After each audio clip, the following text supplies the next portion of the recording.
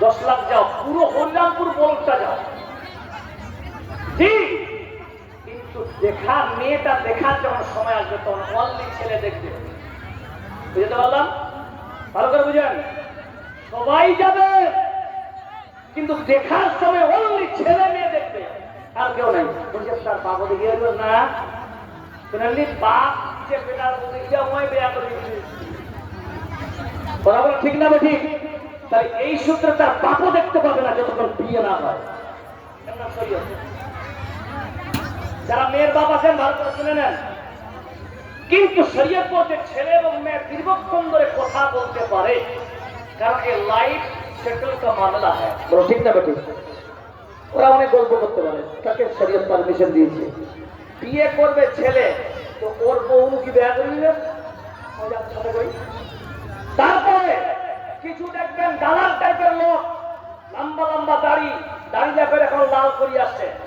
শুনে রাখেন, চুল পরিমাণ শিক্ষিত নয়, এর আগে ওই প্রাইমারি চাকরি করেছে, এখন রিটায়ারমেন্ট হয়েছে, রিটায়ারমেন্ট হওয়ার পরে এনা হজ করি আছে, হজ করি আসার পর টুপিটা দিন লাগিয়ে দেওয়ার পর আল্লাহ করছে না, হাতি দেখা দিন আছে না, এরকম আছে না? হাতে দেখা, গাইছি পরে দেখাও, শাড়ি পরে দেখাও, এইরকম সমাজে আপনার পেটিকে কোনো দালাল দেখতে আসে, আমি বলি আপনার জুতা আর মুখ বলুন ইনশাআল্লাহ। আজকে তো জায়গা পাবো না, কুরবানি গরু কিনবে যদি এটা চলছে কিনা বলেন, বলেন ঠিক না ঠিক? এইগুলো যেদিন থেকে শরীয়ত থেকে আমরা বিতাড়িত না করতে পারি, আমরা মনে রাখবো আমাদের এখনো ইসলাম বহুত পিছনে আছে। আপনার কি আলোচনাটা করছি, আপনার কি রেগে যাচ্ছে? রাখলে কিছু নেই, এটাই করছি, যেটা আমাকে বলতে হবে। মানেন না মানেন, কমপক্ষে আল্লাহর কাছে আমি দায়ী নয়, বলো ঠিক না ঠিক? নাম্বার 2 আসেন, আমাদের কি হয়েছে দেখেন, বিয়ের চিঠি ছাপাচ্ছি আমরা, খাবার হালকা টাকার গরম বেশি, বিয়ের চিঠি ছাপালাম, বিয়ের প্রথমে কি লিখছি আমরা বলেন তো? গায়ে হলুদ, আল্লাহ ফেরেশতারা বসিয়েছে, কেউ কয় না ঠিক বলি, গায়ে হলুদ। এই গায়ে হলুদ দিয়ে বিয়েকে উদ্বোধন করাই হচ্ছে বিদআত। হলুদ মাখাটাকে এখন বলছি না, উদ্বোধন যে করছেন বিয়েটা, শুভ উদ্বোধন গায়ে হলুদ, এটাই হচ্ছে বিদআত। কথা বলে বুঝে আসছে আপনাদের? আল্লাহ যেন আমাদের হেফাজত করে। গেল 2 নাম্বার। 3 নাম্বার, আমরা আমাদের সমাজে অহরহ এখন একটা জিনিস বেরিয়েছে, আগে আমরা ছোট থেকে দেখতাম যখন কোনো পর্যাপ্তি আসতো কিনা তখন কিন্তু পাশ দিয়ে দাঁড়িয়ে থাকতাম, কি ছিল কি ছিল না ভাই? তখন বলিয়ে তো ভাই ছিল কি ছিল না? ওই বাস এখন এত মুসলমানের বড় বাস দিয়েছে, ওই বাস এখন চলে এসছে প্যান্ডেল,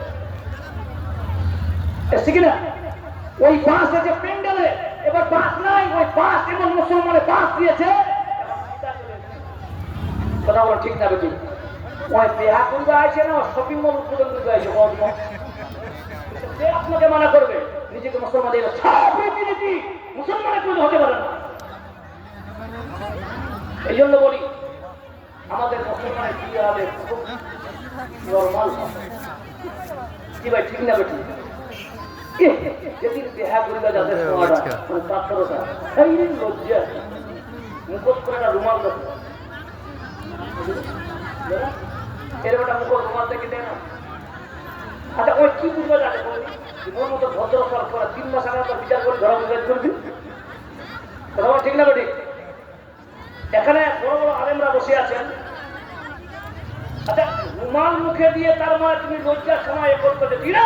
শুনে, বিয়ে করতে যাওয়া মানে নিষ্কুল ইমান থেকে পূর্ণাঙ্গ ইমান পাওয়া, কিসের ঠিক না বেটি? তুই পূর্ণ ইমান হাসতে তোদের মুখটা ঢাকে কেন? মুখটা ঢেকে যাচ্ছে কেন? পুরো সিনা টানতে চাই, বলুন আলহামদুলিল্লাহ।